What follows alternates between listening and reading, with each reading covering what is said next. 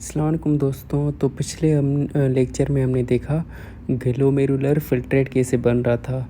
अभी हम पूरा देखेंगे रीअब्सॉर्प्शन सीक्रेशन किस तरह होती है और यूरिन किस तरह फॉर्मेशन होती है, एक्सक्रीशन किस तरह होती है। ठीक है, फर्दर हम देखेंगे। मैं नोट से दिखा देता हूँ। ये सबसे पहले हम रीअब्सॉर्प्शन सीक्रेशन हो रही है वो हम देखेंगे, उसके बाद सारी चीज़ें देख लेंगे। देखें, अब जो ग्लोमेरुलर फिल्ट्रेट बना था उसमें कौन कौन सी चीज़ें थी। सोल्यूट था, वाटर था, ठीक है, ग्लूकोज था, अमाइनो एसिड था, ये सारी चीज़ें थी। ठीक है, इन सारी चीज़ों को हमने आहिस्ता आहिस्ता रीअब्सॉर्ब करवाना है। ठीक है, जो ख़राब चीज़ें हैं उनको जो है एक्सक्रीट होने देना है। ठीक है, अब देखें, जब ये ग्लोमेरुलर फिल्ट्रेट बनकर जो भी बनता है वो प्रोक्सिमल कन्वोल्यूटेड ट्यूबुल में जैसे ही आता है तो ये देखें जहाँ पे जैसे आया सोडियम सॉल्यूट्स आए, पोटेशियम आए, क्लोराइड आए, ग्लूकोज आया, अमाइनो एसिड आया, बाइकार्बोनेट आए और काफ़ी सारी चीज़ें आई। ठीक है, इसको हमने करवाना है आहिस्ता आहिस्ता रीअब्सॉर्ब। किस तरह करवाएंगे देखें। अभी प्रोक्सिमल कन्वोल्यूटेड ट्यूबुल में जो ये देखें सेल होते हैं, प्रोक्सिमल कन्वोल्यूटेड ट्यूबुल के सेल, इनकी दो टाइप्स की मेम्ब्रेन होती है।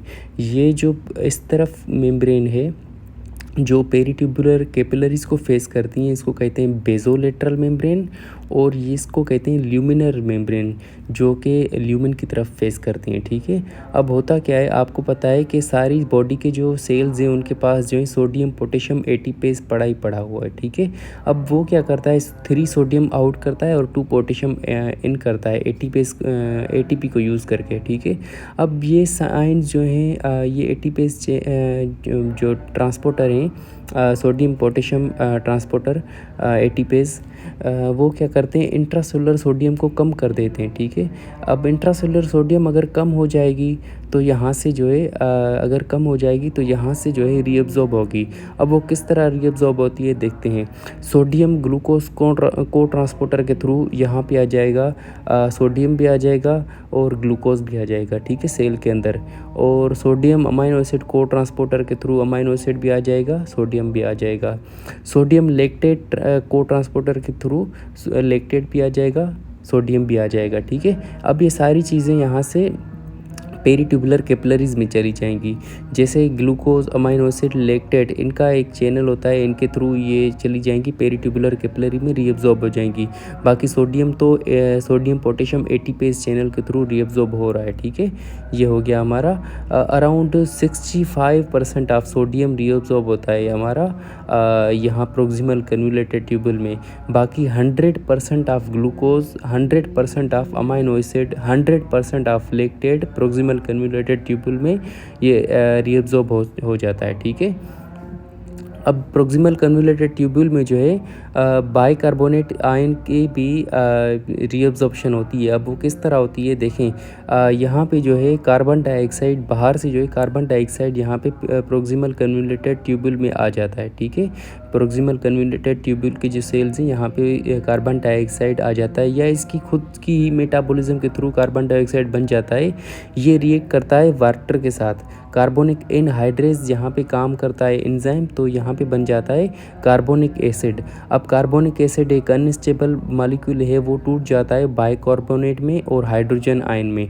अब हाइड्रोजन आयन यहाँ से सीक्रेट होते हैं। ठीक है, यहाँ से सीक्रेट होगा hydrogen sodium hydrogen counter transporter इसको कहेंगे। ठीक है, सोडियम हाइड्रोजन काउंटर ट्रांसपोर्टर के थ्रू यहाँ से जो है सोडियम रीअब्सॉर्ब हो जाएगा और जो है हाइड्रोजन सीक्रेट हो जाएगा।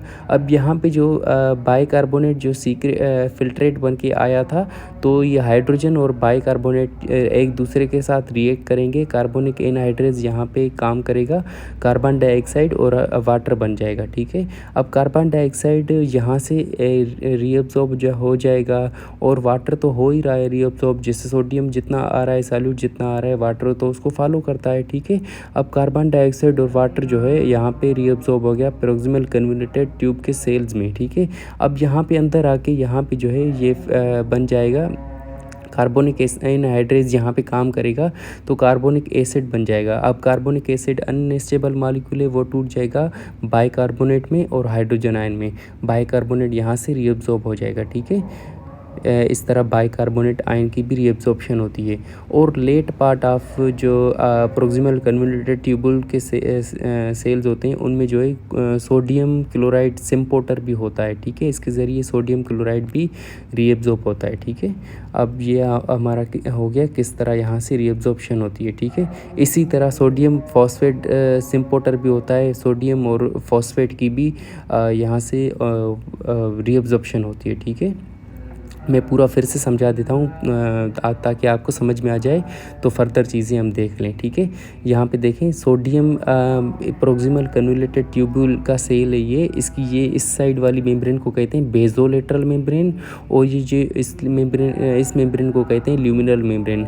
अब बेज़ोलेटरल मेम्ब्रेन पे जो क्या होते हैं सोडियम पोटेशियम एटीपेज पड़े होते हैं, वो क्या करते हैं इंट्रासेलुलर सोडियम को बाहर की तरफ कर देते हैं और पोटेशियम को अंदर कर देते हैं, ठीक है।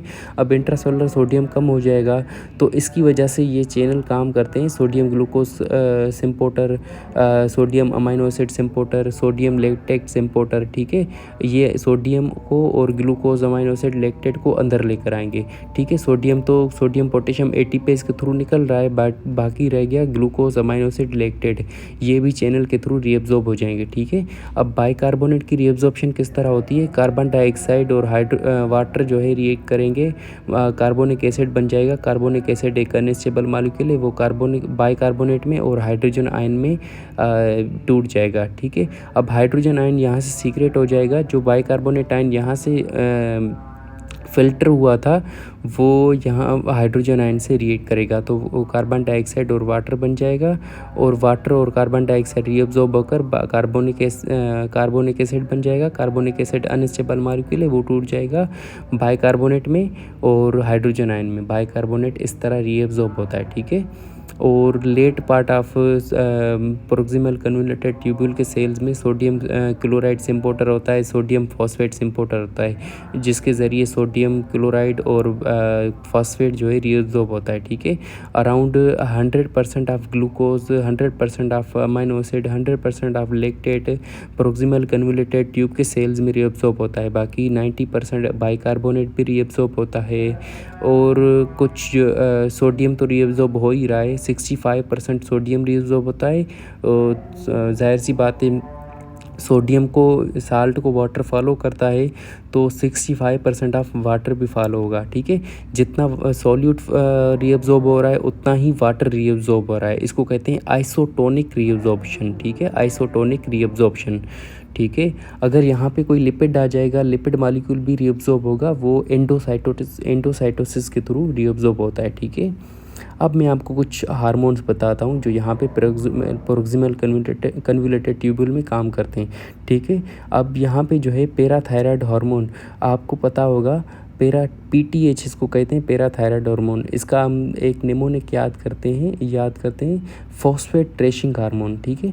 अब ये क्या करता है, प्रोक्सिमल कन्वोल्यूटेड ट्यूब्यूल में जो है फॉस्फेट जो रीअब्जॉर्ब हो रहा था उसकी जो है रीअब्जॉर्प्शन को ख़त्म करवाता है, ठीक है, क्योंकि उसको ट्रेस करता है, ठीक है। इसीलिए इसको कहते हैं फॉस्फेट ट्रेसिंग हार्मोन। अब ये क्या करता है, जब कभी भी हमारे बॉडी में कैल्शियम की कमी हो जाए तो पैराथायराइड हार्मोन रिलीज़ होता है, ठीक है, ताकि कैल्शियम की रीअब्जॉर्प्शन करवा सके डिस्टल कन्वोल्यूटेड ट्यूब्यूल से, ठीक है। पर ये प्रोक्सिमल कन्वोल्यूटेड ट्यूब्यूल में भी आकर फॉस्फेट की क्या करवाता है, सिक्रीशन करवाता है, मतलब रीअब्जॉर्प्शन को ख़त्म करता है, ठीक है। किस तरह करता है थोड़ा सा समझ लेते हैं। देखें यहाँ पे जो है पैराथायराइड हार्मोन 7 पास रिसेप्टर पे काम करेगा, ये करेगा जी स्टिमुलेटरी प्रोटीन को एक्टिवेट करेगा। अब जी स्टिमुलेटरी प्रोटीन जो है एड्रेनालाइल साइक्लेस को एक्टिवेट करेगी। अब यहाँ एड्रेनालाइल साइक्लेस क्या करेगा, ATP को कन्वर्ट करेगा साइक्लिक AMP में। साइक्लिक AMP जाकर प्रोटीन काइनेज ए को एक्टिवेट करेगा, और प्रोटीन काइनेज ए क्या करेगा, सोडियम फॉस्फेट सिम्पोर्टर की फास्फोराइजेशन करवाएगा, ठीक है। इसकी फास्फोराइजेशन अगर करवाएगा तो ये पूरा चैनल इनहिबिट हो जाएगा, ठीक है। इसीलिए इस मैकेनिज्म के थ्रू फॉस्फेट जो है अगर पैराथायराइड हार्मोन की सिक्रीशन हो जाए, अगर पैराथायराइड हार्मोन इसी तरह फॉस्फेट की ट्रेसिंग करवाता है, ठीक है। इसीलिए इसको कहते हैं फॉस्फेट ट्रेसिंग हार्मोन, ठीक है। अब दूसरा ये एंजियोटेंसिन 2, ठीक है। अब एंजियोटेंसिन टू क्या करवाता है, सोडियम हाइड्रोजन सिम्पोर्टर जो था, सोडियम हाइड्रोजन काउंटर ट्रांसपोर्टर जो था, ये जो जिसके वजह से बाइकार्बोनेट आयन की जो है रीअब्जॉर्प्शन हो रही थी। ठीक है। अब इसको जो है इसकी मैकेनिज़्म को बढ़ा देता है। ठीक है। ये क्या करता है, angiotensin two stimulate sodium hydrogen exchange transporter. ठीक है। अगर इसकी एक्सचेंज को स्टिमुलेट करेगा तो इसकी वजह से यहाँ पे जो है हाइड्रोजन आयन की सीक्रेशन ज़्यादा हो जाएगी।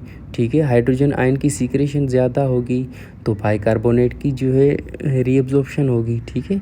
तो इसी वजह से अगर एंजियोटेंसिन टू अगर काम करता है तो बाइकार्बोनेट की रीअब्जॉर्प्शन ज़्यादा हो जाती है। बाइकार्बोनेट की रीअब्जॉर्प्शन ज़्यादा होगी तो उसकी वजह से अल्किलोसिस हो जाती है। इसको कहते हैं कॉन्ट्रैक्शन अल्किलोसिस। ठीक है। देखें, angiotensin two stimulates sodium hydrogen exchange transporter stimulate कर रहा था, जिसकी वजह से सोडियम हाइड्रोजन की एक्टिविटी बढ़ रही थी। ठीक है।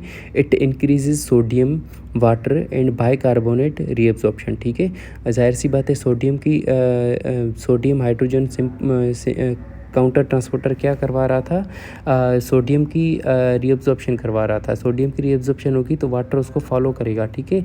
तो सोडियम और वाटर की जो है रीअब्जॉर्प्शन होगी और बाइकार्बोनेट एज अ रिज़ल्ट जो है इनडायरेक्ट मैकेनिज़्म के थ्रू रीअब्जॉर्ब हो जाएगा। ठीक है। अगर बाइकार्बोनेट की रीअब्जॉर्प्शन ज़्यादा होगी तो ब्लड में बाइकार्बोनेट ज़्यादा आएगा। ब्लड में अगर बाइकार्बोनेट ज़्यादा होगा तो वो क्या करवाएगा, बेसिसिटी क्रिएट करवाएगा। ठीक है। बेसिसिटी मतलब ये मेटाबॉलिक अल्किलोसिस करवाएगा। ठीक है। अब एंजियोटेंसिन इसको कहते हैं कॉन्ट्रैक्शन अल्किलोसिस। ठीक है। ये सिंपल प्रोक्सिमल कन्वोल्यूटेड ट्यूबुल में सारी चीज़ें होती हैं। सिंपल है, कोई मसला नहीं। अगर कोई भी सवाल हो तो पूछ लीजिएगा। अब देखें, अब मैं आपको थोड़ा सा पढ़ाता हूँ ग्लूकोज की हैंडलिंग किस तरह होती है। ठीक है। अब देखें, ये क्या थे, यहाँ पे प्रोक्सिमल कन्वोल्यूटेड ट्यूबुल में ये जो है सोडियम ग्लूकोज सिम्पोर्टर थे और यहाँ पे जो है ये वाले SGLT2 सिम्पोर्ट चैनल होते हैं, SGLT1 चैनल होते हैं। ठीक है। उसके ज़रिए क्या होता है, सोडियम ग्लूकोज की यहाँ पे होते हैं, सॉरी, ल्यूमिनल मेम्ब्रेन पे। अब ल्यूमिनल मेम्ब्रेन पे ये SGLT होते हैं, SGLT मतलब के ट्रांसपोर्टर होते हैं।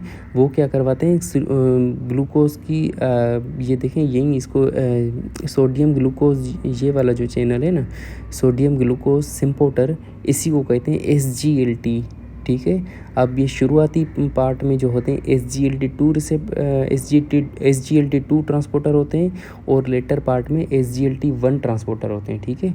अब ये क्या करते हैं, सोडियम और ग्लूकोज की रीअब्जॉर्प्शन करवाते हैं। ठीक है। अब देखें, हमारे ब्लड में नॉर्मली ब्लड शुगर कितनी है, हमारे glucose is freely filtered at glomerulus and completely reabsorbed at proximal convoluted tubule through SGLT2 and SGLT1 transporter. ठीक है। अब मैंने आपको बताया ग्लूकोज जितना भी यहाँ पे प्लाज्मा के थ्रू आता है, रीनल प्लाज्मा के थ्रू, वो सारा का सारा फ़िल्टर हो जाता है, फ्रीली फ़िल्टर हो जाता है। ठीक है। ये अब ये फ्रीली फ़िल्टर तो हो जाता है, इसको हमने एक्सक्रिएट नहीं होने देना, इसको हमने रीअब्जॉर्ब करवाना है। तो सारा का सारा क्या होता है, यहाँ से रीअब्जॉर्ब हो जाता है SGLT1 और SGLT2 के थ्रू। ठीक है। नॉर्मली हमारे ब्लड की शुगर कितनी है, 60 to 120 ml, मतलब कि renal plasma flow, renal blood flow जितना आ रहा है उसमें भी 60 to 120 ml उनमें होगी शुगर या ग्लूकोज। ठीक है। नॉर्मली 60 to 120 ml फ़िल्टर होती है, उसकी रीअब्जॉर्प्शन बेक भी पूरी हो जाती है। ठीक है। उसकी पूरी की पूरी रीअब्जॉर्प्शन हो जाती है तो मतलब यूरिन में वो ग्लूकोज नहीं जाती, यूरिन ग्लूकोज एक्सक्रिएट नहीं होती। ठीक है। अब देखें, यहाँ पे क्या होते हैं, SGLT1 और 2 रिसेप्टर, नंबर ऑफ़ रिसेप्टर होते हैं। ठीक है। काफ़ी नंबर होते हैं। ठीक है। अब देखें, अगर फॉर सपोज़ करें ये होता है थ्रेशोल्ड मैक्सिमम। ठीक है। अब थ्रेशोल्ड मैक्सिमम क्या होता है, मतलब कि अगर यहाँ पे जो है रीनल अगर हमारे ब्लड में जो है 375 मिलीग्राम पर डेसीलीटर हमारी शुगर हो जाए, ठीक है, आरबीएस हो जाए, मतलब कि नॉर्मल से ज़्यादा हो जाए 375, तो ये फ्रीली फ़िल्टर होगी, 375 ही हमारे फ़िल्टर होगी। अब 375 को ही हमने जो है क्या करवाना है, रीअब्ज़ॉर्ब करवाना है, ठीक है। अब जितने जो नंबर ऑफ़ चैनल होते हैं, नंबर ऑफ़ एसजीएलटी ट्रांसपोर्टर होते हैं, वो मैक्सिमम 375 को ही मतलब रीअब्ज़ॉर्ब कर सकते हैं। अगर यहाँ से अगर 375 से ज़्यादा आ जाएगी शुगर, तो वो 375 पे पूरे के पूरे सैचुरेट हो जाते हैं।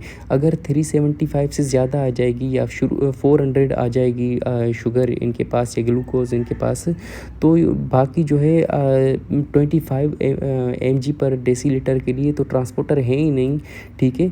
जितने थे वो पूरे के पूरे सैचुरेट हो गए, तो बाकी क्या करेगी, यहाँ से जो है एक्सक्रीट होना शुरू हो जाएगी, ठीक है। यहाँ से एक्सक्रीट होकर यूरिन में जाएगी, जिसकी वजह से क्या होगा, ग्लाइकोज यूरिया होगा, ठीक है। अब इसको कहते हैं मतलब कि अगर पूरे के पूरे मतलब SGLT1 और SGLT2 यहाँ पे सैचुरेट हो जाएं, उसको कहते हैं थ्रेशोल्ड मैक्सिमम, ठीक है। थ्रेशोल्ड मैक्सिमम इसको कहते हैं। अब थ्रेशोल्ड मैक्सिमम कितना होता है, 375 mg पर डेसीलीटर, ठीक है। अब इसमें जो है वेरिएशन होती है, ठीक है। आपको पता है कि हमारी एक किडनी में तकरीबन 1.2 मिलियन या 1 मिलियन न्यूरॉन होते हैं, ठीक है। किसी के पास जो है ज़्यादा SGLT ट्रांसपोर्टर होते हैं, किसी के पास कम होते हैं। किसी नेफ्रॉन की साइज़ ज़्यादा बड़ी होती है, किसी नेफ्रॉन की साइज़ जो है कम होती है, ठीक है। अब जो ग्लूकोज तो जा रहा है वो तो इक्वली सबके पास जा रहा है, ठीक है। अगर किसी भी मतलब नेफ्रॉन के पास अगर उसकी साइज़ कम होगी या अगर उसके पास SGLT रिसेप्टर कम होंगे, ठीक है, तो उसका तो थ्रेशोल्ड मैक्सिमम पहले से अचीव हो चुका है, तो वो क्या करेगा, वहाँ से जो है एक्सक्रीट होना शुरू हो जाएगी ग्लूकोज, ठीक है। इसको कहते हैं रीनल थ्रेशोल्ड फॉर ग्लूकोज, ठीक है। ये कितना होता है, 200 mg पर डेसीलीटर, ठीक है। अगर 200 mg पर अब हम देखें 60 to 120 mg पर डेसीलीटर पे जो है ग्लूकोज जो है अपीयर नहीं होती, ठीक है। अगर देखें हम थोड़ा सा बढ़ाते जाएं 200 पे आहिस्ता आहिस्ता वो अपीयर होना शुरू हो जाएगी यूरिन में, ठीक है। ये क्यों होती है, क्योंकि किसी नेफ्रॉन के पास ज़्यादा SGLT ट्रांसपोर्टर है, किसी नेफ्रॉन के पास कम है, तो ठीक तो उस वजह से आहिस्ता आहिस्ता अपीयर होनी शुरू हो जाएगी, ठीक है। अगर ट्रांसपोर्ट मैक्सिमम अचीव कर लेगी शुगर, मतलब 375 mg पर डेसीलीटर हो जाएगी, तब तो किसी भी नेफ्रॉन से गुजरेगी वो, उसके नेफ्रॉन जो हैं SGLT ट्रांसपोर्टर हैं वो तो सैचुरेट होंगे, तो उसके बाद जो है अपीयर होना ही शुरू हो जाएगी, ठीक है। वो उसको कहते हैं ट्रांसपोर्ट मैक्सिमम, ठीक है। अब इसकी वजह से क्या होता है, एक स्प्ले फिनोमिनो होता है, ठीक है। अब ये क्या होता है, मैं आपको थोड़ा सा ग्राफ दिखाकर आपको समझाता हूँ। अब देखिए,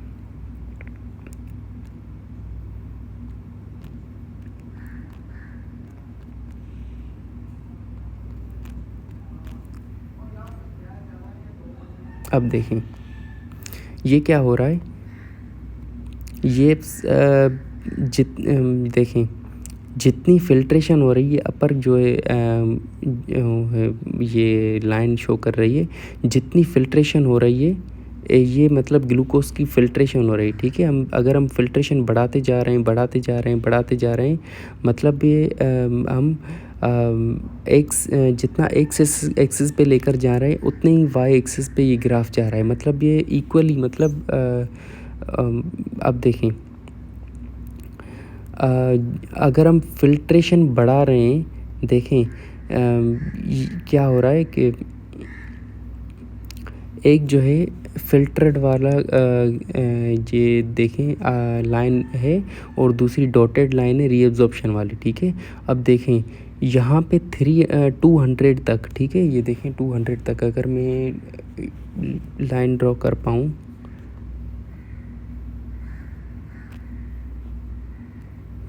ये देखें यहाँ से होता है 200, ठीक है। यहाँ से 200 से क्या हो रहा है, इसकी जो है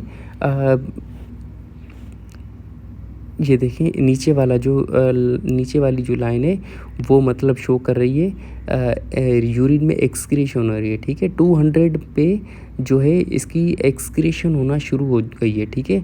ये क्यों हो रही है, क्योंकि थ्रेशोल्ड क्योंकि कुछ जो है नेफ्रॉन जो है उनकी साइज़ ज़्यादा है, कुछ नेफ्रॉन की साइज़ कम है, तो यहाँ पे जो है अपीयर होना शुरू हो गई है ग्लूकोज, ठीक है। मैक्सिमम ये देखें इतनी ही 300 हमारी रीअब्ज़ॉर्ब हो सकती है, ठीक है। तो देखें अब 300 से जितना भी ये ऊपर जितना भी ये उसकी जो है अगर फ़िल्ट्रेशन बढ़ रही है, अगर हम उसकी जो है फ़िल्ट्रेशन जितनी बढ़ा रहे हैं उसकी रीअब्ज़ॉर्प्शन नहीं बढ़ रही, ठीक है। तो मतलब ये यहाँ पे थ्रेशोल्ड मैक्सिमम अचीव हो चुका है, ठीक है। अब देखें ये जो लाइन हो रही है ये एक कर्व बन रहा है, इसको कहते हैं स्प्ले। अब ये क्यों हो रहा है, अब ये स्प्ले आप देख लें, मैं आपको फिर नोट से समझा देता हूँ, ठीक है। ये है स्प्ले, ये जो लाइन कर्व आ रहा है इसमें, ठीक है, ये होता है स्प्ले, ठीक है। अब आगे मैं आपको नोट से समझा देता हूँ, ठीक है। अब देखें splay normally glucose excretion doesn't begin suddenly at transport maximum, ठीक है। ट्रांसपोर्ट मैक्सिमम पे जो है सडनली मतलब वो ग्लूकोज अपीयर होना शुरू नहीं हो जाती, मतलब कि अगर 200 हो जाएगी तो अपीयर नहीं होगी, 300 हो जाएगी तो अपीयर नहीं होगी, 375 होगी तो अपीयर नहीं होगी, 376 होगी तो अचानक से अपीयर होना शुरू हो जाएगी यूरिन में। नहीं, इस तरह नहीं होता। Instead there are gradual increase called splay. Gradual increase होती है, ग्रेजुअली मतलब उसकी अपीयर होना शुरू हो जाती है यूरिन में। क्यों होती है, because different neuron have slightly different transport maximum. Different neuron के पास इनका ट्रांसपोर्ट मैक्सिमम अलग अलग होता है। क्यों अलग अलग होता है, क्योंकि उनके पास जो है ट्रांसपोर्टर मतलब की कंसंट्रेशन वेरी कर सकती है, उनकी साइज़ वेरी कर सकती है। तो किसी का ट्रांसपोर्ट मैक्सिमम पहले अचीव हो जाता है, किसी का बाद में अचीव होता है, ठीक है। तो इस वजह से ये एक स्प्ले आता है, ठीक है। मतलब 200 के बाद किसी का मतलब अचीव 200 पे हो जाता है, किसी का 300 पे हो जाता है, किसी का जो है 375 पे हो जाता है, ठीक है। 375 के तो बाद तो मतलब पूरे सेचुरेशन हो जाएंगे, ठीक है। तब तो मतलब जितनी भी हम ग्लूकोज बढ़ाएं तब तो उसके बाद तो रीअब्जॉर्प्शन होगी ही नहीं, ठीक है। क्योंकि जितने के SGLT मतलब ट्रांसपोर्टर थे वो तो मतलब सेचुरेट हो गए, ठीक है। तो इसकी वजह से एक स्प्ले, एक कर्व आता है, ठीक है। इसको कहते हैं स्प्ले फिनोमेना, ठीक है। ट्रांसपोर्ट मैक्सिमम क्या था, अगर नेफ्रॉन की मतलब जितने नेफ्रॉन के पास जो है SGLT ट्रांसपोर्टर थे वो पूरे के पूरे सेचुरेट हो जाएं तो उसको कहते हैं ट्रांसपोर्ट मैक्सिमम। डिफरेंट न्यूरॉन के डिफरेंट ट्रांसपोर्ट मैक्सिमम होती है, ठीक है। पर थ्रेशोल्ड पूरा मतलब उसको कहते हैं थ्रेशोल्ड अब ठीक है, ये इस वजह से होता है। अब प्रेगनेंसी में क्या होता है, प्रेगनेंसी में नॉर्मली GFR बढ़ जाता है, ठीक है। अब GFR बढ़ जाता है तो ग्लूकोज की फ़िल्ट्रेशन भी बढ़ जाती है, मतलब ग्लूकोज लोड जो है बढ़ जाता है। अब ग्लूकोज लोड ज़्यादा बढ़ जाता है, ये 375 को भी एक्सीड कर लेता है, ठीक है। तब मतलब ये ग्लूकोज जाहिर सी बात है थ्रेशोल्ड मैक्सिमम अचीव हो चुका है, मतलब कि थ्रेशोल्ड मैक्सिमम अचीव हो चुका है। उसके बाद मतलब ग्लूकोज जो है यूरिन में अपीयर होना शुरू हो जाएगी, जिसको कहते हैं ग्लूकोज यूरिया, ठीक है। अब एक ऐसी भी कंडीशन होती है अगर 375 से कम मतलब है ग्लूकोज फ़िल्टर हो रही है तब भी मतलब ग्लूकोज यूरिया हो सकती है। वो तब कब होती है, अगर हम SGLT2 इनहिबिटर दें, SGLT मतलब ट्रांसपोर्टर थे उनको ही हम इनहिबिट कर लें, तब मतलब ग्लूकोज अपीयर होना शुरू हो जाएगी यूरिन में, ठीक है। ये हमने पढ़ लिया प्रोक्सिमल कन्वोल्यूटेड ट्यूब्यूल, ठीक है। Proximal convoluted tubule 100% glucose amino acid lactate को रीअब्जॉर्ब करता है sodium glucose sodium amino acid sodium lactate transporter के थ्रू, और बाइकार्बोनेट इनडायरेक्ट मैकेनिज्म के थ्रू ट्रांसपोर्ट मतलब रीअब्जॉर्ब करता है। और अगर लिपिड की रीअब्जॉर्प्शन करनी हो तो वो एंडोसाइटोसिस के थ्रू करता है। और 65% सोडियम रीअब्जॉर्ब होती है यहाँ पे पीसीटी में। जाहिर सी बात है जितनी सॉल्यूट एब्जॉर्ब हो रहे हैं तो उतना ही वाटर रीअब्जॉर्ब होगा, तो 65% वाटर भी रीअब्जॉर्ब होता है। इसको कहते हैं आइसोटोनिक रीअब्जॉर्प्शन। ठीक है, अब आते हैं लूप ऑफ हेनले में। लूप ऑफ हेनले के दो पार्ट्स होते हैं, एक डिसेंडिंग लिम और एक असेंडिंग लिम। अब डिसेंडिंग लिम क्या होता है, अब देखें ये ऊपर का वाला पार्ट जो डिसेंडिंग लिम का था वो कहाँ पे था, कॉर्टेक्स की तरफ था। जितना जितना मेडुला में जाते जाएंगे उतनी जो है मेडुला की ओस्मोलरिटी बढ़ती जाएगी। ठीक है, ओस्मोलरिटी बढ़ती जाएगी। अब ये डिसेंडिंग लिम्ब जो है ये परमिएबल होता है सिर्फ वाटर के लिए, यहाँ से कोई सॉल्यूट वगैरह रीअब्जॉर्ब नहीं होते। ठीक है, अब जाहिर सी बात है मैंने आपको बताया ओस्मोसिस होती है। ठीक है, ओस्मोसिस मतलब कि लोअर ओस्मोलरिटी से हायर ओस्मोलरिटी के थ्रू हायर ओस्मोलरिटी के तरफ पानी जो है फ्लो करता है सेमी परमेबल मेम्ब्रेन के थ्रू या चैनल के थ्रू। ठीक है, अब जाहिर सी बात है मेडुला में तक अब हम मैक्सिमम मेडुला में आ जाएं तो यहाँ पे ओस्मोलरिटी हो जाती है अराउंड 1200। ठीक है, 1200। अब इनके इस ल्यूमेन में ओस्मोलरिटी है अराउंड 275 to 295, अराउंड हम 300 ले लें।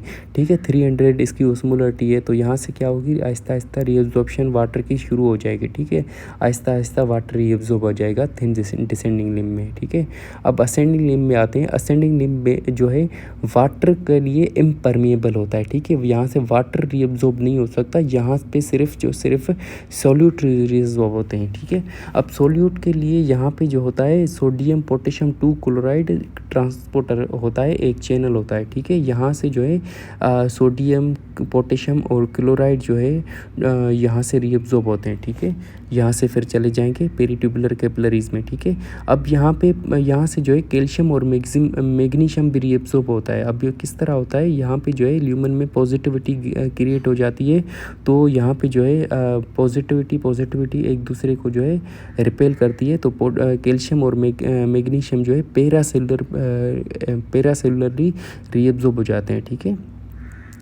तो यहाँ से जाहिर सी बात है यहाँ से वापस ऊपर अगर जितना भी मतलब ल्यूमेन में फ्लूइड थी वो मतलब जितना भी सॉल्यूट या जितना भी वो कंसंट्रेशन थी सिर्फ अगर उससे हम सॉल्यूट रीअब्जॉर्ब कर रहे हैं तो उसकी ओस्मोलरिटी वापस से क्या होगी, कम हो जाएगी। ठीक है, अब आएगी डिस्टल कन्वोल्यूटेड ट्यूब्यूल में। अब डिस्टल कन्वोल्यूटेड ट्यूब्यूल में एक अर्ली पार्ट होता है, एक लेट पार्ट होता है। ठीक है, अब हम पहले अर्ली पार्ट को देख लेते हैं। ये बिल्कुल ही आसान है, देखें मैंने आपको बताया ये बेसोलेटरल मेम्ब्रेन है, यहाँ पे सोडियम पोटेशियम एटीपेज होते हैं। ठीक है, अब ये क्या करते हैं, सोडियम को एक्टिवली जो है सेल से आउट करते हैं और पोटेशियम को इन करते हैं, मतलब इंट्रासेलुलरली सोडियम क्या होता है, कम हो जाता है। ठीक है, अब ये सोडियम क्लोराइड सिम्पोर्टर जो है यही काम करता है, ये क्या करता है सोडियम को इन्वर्ट खींचता है और क्लोराइड को भी अंदर लेकर आता है। ठीक है, सोडियम तो ये सोडियम पोटेशियम एटीपेज के थ्रू चली जाएगी, रीअब्सॉर्ब हो जाएगी, क्लोराइड इसके चैनल के थ्रू रीअब्सॉर्ब हो जाती है। ठीक है, ये होता है डिस्टल कन्वोल्यूटेड ट्यूब्यूल। ठीक है, अब इसमें जो होते हैं कुछ कैल्शियम चैनल होते हैं। आप देखें कैल्शियम चैनल किस तरह काम करते हैं। अब मैंने आपको बताया पैराथायराइड हार्मोन क्या करवा था, कंट्रैक्शन अल्किलोसिस करवा रहा था। ठीक है, अगर आपको याद है प्रीवियसली पैराथायराइड हार्मोन कब रिलीज़ हो रहा था, जब प्लाज्मा में कैल्शियम की कंसंट्रेशन कम हो रही थी तब ये रिलीज़ होता है। अब ये रिलीज़ होकर किडनी के पास आता है, किडनी को कहता है कैल्शियम जितना भी अगर एक्सक्रीट कर रही हो तो उसको वापस रीअब्सॉर्ब करो। अब वो किस तरह करता है, देखें पैराथायराइड हार्मोन यहाँ पे आकर 7 पास रिसेप्टर पे काम करेगा, ये जी स्टिमुलेटरी प्रोटीन को एक्टिवेट करेगा। जी स्टिमुलेटरी प्रोटीन एडिनल एटीपी को साइक्लिक एएमपी में कन्वर्ट करेगा, साइक्लिक एएमपी जाकर प्रोटीन काइनेज ए को एक्टिवेट करेगा। अब प्रोटीन काइनेज ए जो है कैल्शियम चैनल जो थे उनकी फास्फोलराइजेशन करवाएगा, तो फास्फोलराइजेशन के ज़रिए कैल्शियम की रीअब्जॉर्प्शन होगी। ठीक है, ये पैराथायराइड हार्मोन यहाँ पे डिस्टल कन्वोल्यूटेड ट्यूब्यूल में आकर काम करता है इस तरह। ठीक ठीक है। अब देखते हैं लेट पार्ट ऑफ डीसीटी। अब लेट पार्ट ऑफ डीसीटी में क्या करता है, अब यहाँ पे होते हैं, देखें यहाँ पे मैंने आपको बताया सोडियम पोटेशियम एटीपेज चैनल यहाँ पे भी होते हैं, ठीक है। यहाँ से एक्टिवली सोडियम रीअब्जॉर्ब करते हैं और पोटेशियम को यहाँ इंट्रासेलुलरली मतलब अंदर जाने देते हैं, ठीक है। ये चैनल होते हैं, सोडियम को यहाँ से ज़ाहिर सी बात इंट्रासेलुलरली कम है तो यहाँ से सोडियम अंदर आएगा और यहाँ से पोटेशियम सीक्रेट होता है, ठीक है। अब देखें ये एक नॉर्मली काम होता है, ठीक है। अब अगर हमने सोडियम की रीअब्जॉर्प्शन ज़्यादा करवानी है तो यहाँ पे हमने ज़्यादा ये सोडियम वाले चैनल इंसर्ट करने पड़ेंगे। अब अल्डोस्टेरोन आकर यहाँ पे जो है न्यूक्लियस को एक्टिवेट करता है, यहाँ से न्यूक्लियस से जो है मैसेंजर आरएनए निकलता है, वो जाकर सोडियम चैनल इंसर्ट करवा लेता है, ठीक है। इस तरह काम होता है ये पीसीटी में, ठीक है। एडीएच का काम मैं आगे बता देता हूँ, ठीक है। अब देखते हैं कलेक्टिंग डक्ट में भी यहाँ पे वही प्रिंसिपल जो सेल्स होते हैं जो कि सोडियम की रीअब्जॉर्प्शन करते हैं और पोटेशियम की सिक्रीशन करते हैं। अगर अल्डोस्टेरोन आएगा तो सोडियम चैनल ज़्यादा हो जाएंगे ल्यूमिनल मेम्ब्रेन में, ठीक है। ये प्रिंसिपल सेल्स होते हैं। बाकी देखें अल्फ़ा इंटरकलेटेड सेल और बीटा इंटरकलेटेड सेल, ये आप समझ लीजिए। अल्फ़ा मतलब ए, बीटा मतलब बी, ठीक है। अब ये क्या करते हैं, अल्फ़ा मतलब ए, अगर एसिडोसिस हो जाए तो अल्फ़ा इंटरकलेटेड सेल्स एसिडोसिस को करेक्ट करते हैं। अगर अल्किलोसिस हो जाए तो बीटा इंटरकलेटेड सेल अल्किलोसिस को करेक्ट करते हैं। किस तरह करते हैं ये समझ लें, ठीक है। अब देखें अल्फ़ा मतलब ए, ठीक है। अब ये अल्फ़ा क्या करते हैं, ए मतलब एसिड को सीक्रेट करते हैं। बीटा मतलब बी, बीटा क्या करते हैं, बेस को सीक्रेट करते हैं, ठीक है। इस तरह याद रखिएगा। अब किस तरह करते हैं समझ लें। कार्बन डाइऑक्साइड और वाटर एक दूसरे से रिएक्ट करेंगे, कार्बोनिक एसिड बन जाएगा जो कि अनस्टेबल मॉलिक्यूल है, बाइकार्बोनेट, और हाइड्रोजन आयन में टूट जाएगा। अब देखें हाइड्रोजन आयन यहाँ से सीक्रेट हो जाएगा, ठीक है। यहाँ से सीक्रेट होगा मतलब क्या हो रहा है, हाइड्रोजन आयन सीक्रेट हो रहा है, ठीक है। मतलब एसिडिटी हम लूज़ कर रहे हैं, ठीक है। ज़ाहिर सी बात है ब्लड में एसिडिटी ज़्यादा है तो एसिडिटी हम लूज़ कर रहे हैं और ये जो बेस है इसको हम रीअब्जॉर्ब कर रहे हैं, ठीक है। ये देखें अल्फ़ा इंटरकलेटेड सेल का काम। और अब देखें बीटा इंटरकलेटेड सेल का काम। कार्बोनिक एसिड बन गया, कार्बोनिक एसिड हाइड्रोजन और बाइकार्बोनेट में टूट जाएगा, बाइकार्बोनेट जाकर सीक्रेट हो जाएगा और हाइड्रोजन आयन एब्जॉर्ब हो जाएगा, ठीक है। ज़ाहिर सी बात है एल्कोलिसिस है मतलब बेस ज़्यादा है, एसिड कम है तो एसिड को हम रीअब्जॉर्ब कर रहे हैं, ठीक है। ये देखें बीटा इंटरकलेटेड का काम। अब मैंने आपको एडीएच का काम समझाना है। एडीएच क्या करवाता है, अगर ब्लड में जो है वॉल्यूम कम हो जाए तो एडीएच जाकर मतलब वाटर की रीअब्जॉर्प्शन करवाता है। अब ये किस तरह करवाता है देखें, एडीएच आकर A7 पास रिसेप्टर पे काम करेगा, जी स्टिमुलेटरी प्रोटीन, ये वही काम हो जाएगा, प्रोटीन काइनेज ए एक्टिवेट होगा। अब प्रोटीन काइनेज ए क्या करेगा, ये ट्रांसपोर्टर एडीएच वाले ट्रांसपोर्टर होते हैं, ये पड़े होते हैं, इनको जो है इनकी फास्फोराइजेशन करवा के ये जाकर यहाँ पे इंसर्ट हो जाएंगे। यहाँ से अगर इंसर्ट होंगे तो वाटर एक्टिवली रीअब्जॉर्ब होता रहेगा। यहाँ पे भी इस तरह होता है, ठीक है, इस तरह होता है। अब देखें relative concentration of proximal convoluted tubule. अब मैं आपको ये इस बाद में समझाता हूँ, पहले बुक से देख लेते हैं।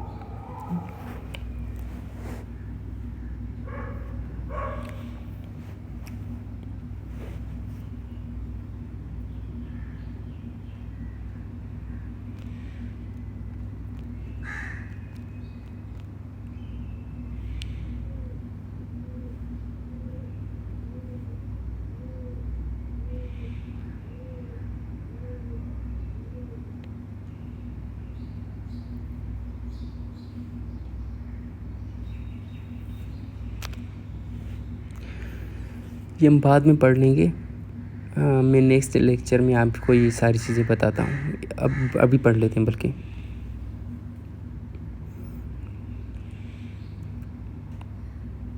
अब देखें ग्लूकोज की हैंडलिंग मैंने आपको सारी चीज़ें बता दी, थ्रेशोल्ड मैक्सिमम मैंने आपको बता दिया, स्प्ले बता दिया, जिन काम की चीज़ें हैं। अब ये सारी चीज़ें भी मैंने आपको बता दी, ठीक है। अब ये जो है रीनल ट्यूबुलर डिफेक्ट हम नेक्स्ट लेक्चर में पढ़ेंगे, ठीक है। अब देखें ये देखें relative concentration of proximal along proximal tubule, ठीक है।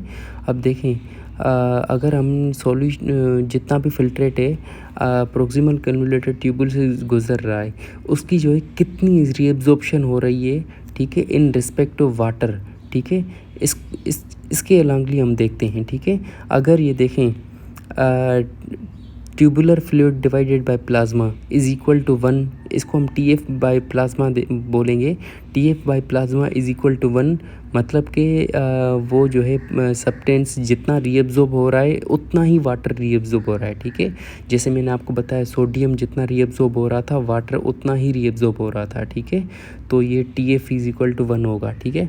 अब अगर T F divided by T F by P is greater than 1, मतलब क्या हो रहा है जितना सॉल्यूट जो है रीअब्जॉर्ब कम हो रहा है, ठीक है। मतलब कि ट्यूबुलर फ्लूइड जो है मतलब ज़्यादा है, ट्यूबुल में ज़्यादा है उसकी कंसंट्रेशन। अगर टी एफ बाई पी अगर 1 से कम है, मतलब कि उसकी जो है रीअब्जॉर्प्शन ज़्यादा हो रही है, ठीक है। टी एफ बाई पी अगर कम है, मतलब उस ट्यूबुल में अगर उसकी कंसंट्रेशन कम है, मतलब उसकी ज़ाहिर सी बात रीअब्जॉर्प्शन हो रही है। अगर ट्यूबुल में उसकी कंसंट्रेशन ज़्यादा है, मतलब कि उसकी रीअब्जॉर्प्शन कम हो रही है वाटर के, ठीक है। अब देखें 1 है, 1 पे क्यों कौन कौन से सब्सटेंसेस आ रहे हैं, एक सोडियम आ रहा है और एक आ रहा है पोटेशियम, ठीक है। मैंने आपको बताया प्रोक्सिमल कन्वोल्यूटेड ट्यूबुल में 65% ऑफ सोडियम रीअब्जॉर्ब होता है और 65% ऑफ सोडियम रीअब्जॉर्ब होता है। जब जितना सोडियम रीअब्जॉर्ब होगा उतना ही वाटर उसको फॉलो करेगा, ठीक है। मतलब 65% सोडियम रीअब्जॉर्ब हो रहा है, 65% वाटर रीअब्जॉर्ब हो रहा है। अब वाटर को जो है पोटेशियम जो है फॉलो करता है, ठीक है। तो सोडियम, पोटेशियम और वाटर इक्वली रीअब्जॉर्ब हो रहे हैं, तो उनका जो है टी एफ बाई पी 1 होगा, ठीक है। टी एफ बाई पी 1 होगा। अब देखें, अब मैंने आपको बताया ग्लूकोज और अमाइनो एसिड पूरे के पूरे रीअब्जॉर्ब हो जाते हैं 100%। अब पीसीटी में क्या हो रहा था, वाटर 65% रीअब्जॉर्ब हो रहा था, ग्लूकोज अमाइनो एसिड जो है 100% रीअब्जॉर्ब हो जाते हैं, मतलब कि वाटर से ज़्यादा ग्लूकोज अमाइनो एसिड रीअब्जॉर्ब हो रहे हैं। और 90% बाइकार्बोनेट रीअब्जॉर्ब हो रहा है, मतलब वाटर से ज़्यादा हो रहा है, मतलब कि इसकी concentration T F by 1 is lesser than T F by P is lesser than 1, ठीक है। अब देखें यहाँ पे आ जाता है क्लोराइड, ठीक है। इनिशियली क्या होते हैं, सोडियम क्लोराइड का ट्रांसपोर्टर जो होते हैं कम होते हैं पीसीटी में, पर लेटर पार्ट में सोडियम क्लोराइड ट्रांसपोर्टर आ जाते हैं, ठीक है। तो सब पहले में जो है एक सीधी लाइन जा रही है, उसके बाद जो है एक प्लेट्यू आ गया है, ठीक है। मतलब कि जितना बाद वाले जो पार्ट में जितना वाटर आ रहा है उतना ही क्लोराइड रीअब्जॉर्ब हो रहा है, ठीक है। मतलब अल्टीमेट रिजल्ट निकालें, मतलब कि अगर पीसीटी कम्प्लीटली निकालें, मतलब कि क्लोराइड वाटर के कंपैरिजन थोड़ा सा कम हुआ है, ठीक है।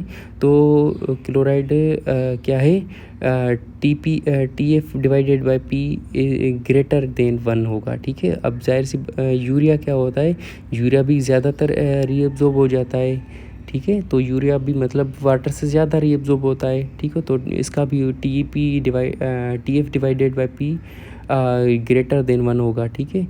अब इनुलिन देखें, इनुलिन और क्रेटिनिन की बिल्कुल सीधी सीधी लाइन जा रही है, बल्कि क्रेटिनिन की थोड़ी सी ऊपर जा रही है, मतलब कि क्रेटिनिन थोड़ा सा सीक्रेट होता है, ठीक है। इनुलिन जितना हो रहा है उतना ही मतलब सीधी सीधी लाइन जा रही है, मतलब कि ना ही उसकी सीक्रेशन हो रही है, ना ही मतलब उसकी जो है रीअब्जॉर्प्शन होती है, ठीक है। मतलब कि उसकी रीअब्जॉर्प्शन नहीं होती, वाटर की रीअब्जॉर्प्शन तो हो जाती है, ठीक है। मतलब वाटर ज़्यादा रीअब्जॉर्ब हो रहा है इनुलिन के मुकाबले में, ठीक है। क्रेटिनिन भी जाहिर सी बात है उसकी रीअब्जॉर्प्शन नहीं होती, मतलब उसके मुकाबले वाटर जो है ज़्यादा रीअब्जॉर्ब होता है। अब पीएच पैरा अमाइनो हाइप्यूरिक एसिड जो है वो तो सीक्रेट होता है, तो उसकी लाइन थोड़ी सी ऊपर हो गई है, ठीक है। तो इसका भी मतलब उस वाटर तो रीअब्जॉर्ब हो रहा है, पीएच जो है वो तो सीक्रेट हो रहा है, ठीक है। उसकी concentration T F divided by P वो तो ग्रेटर देन 1 होगी, ठीक है। याद करने की चीज़ें क्या हैं, सोडियम वाटर और पोटेशियम जो है TF divided by P is equal to 1। बाकी glucose amino acid bicarbonate less than 1।